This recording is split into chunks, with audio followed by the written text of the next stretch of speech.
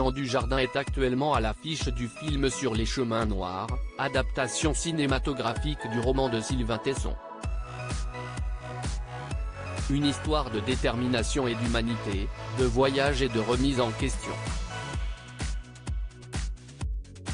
Un soir d'ivresse, Pierre, écrivain explorateur, fait une chute de plusieurs étages. Cet accident le plonge dans un coma profond. Sur son lit d'hôpital, revenu à la vie, il se fait la promesse de traverser la France à pied du Mercantour au Cotentin. Un voyage unique et hors du temps à la rencontre de l'hyper-ruralité, de la beauté de la France et de la renaissance de soi, peut-on lire sur Allociné. À cette occasion, l'acteur oscarisé était l'invité de Laurent Delahousse dans 20h30 le dimanche ce 19 mars 2023. En écho au personnage complexe et évolutif qu'il incarne dans le film, le mari de Nathalie Péchala est revenu sur sa propre expérience. Partir, s'évader, s'échapper. Ça a été utile pour vous aussi, de vous retrouver dans ça? Vous avez découvert la France autrement? S'est interrogé le présentateur. C'était un projet finalement assez universel. J'ai eu le sentiment que chacun pouvait un peu y mettre sa marche, ses tourments. A répondu l'acteur, relatant cette expérience hors du commun aux côtés de Sylvain Tesson qui lui a permis de se laver la tête.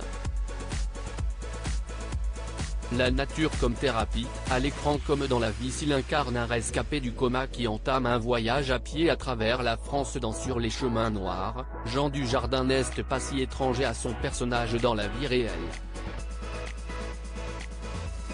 Alors que Laurent Delahousse lui avait réservé une surprise sur le plateau de 20h30 le dimanche en diffusant une vidéo de ses plus proches copains lui adressant de tendres messages d'amitié, l'acteur s'est confié sur cette psychanalyse douce et agréable d'amis qu'il entame une fois par an avec ses acolytes.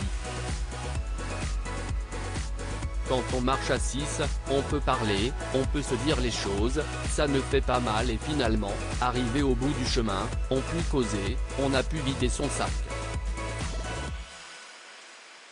De pères, d'amis, de frères. Et puis quand on peut faire un feu alors là, si est-il l'alignement parfait. A raconté celui qui vit aujourd'hui à la campagne.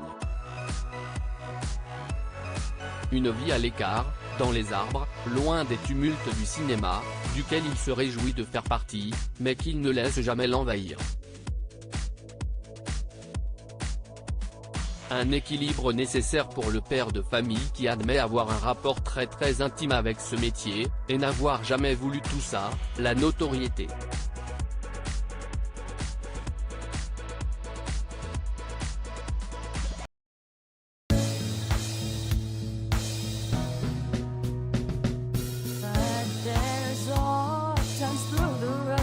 I think you can let me know. Sit down, sit back, let me help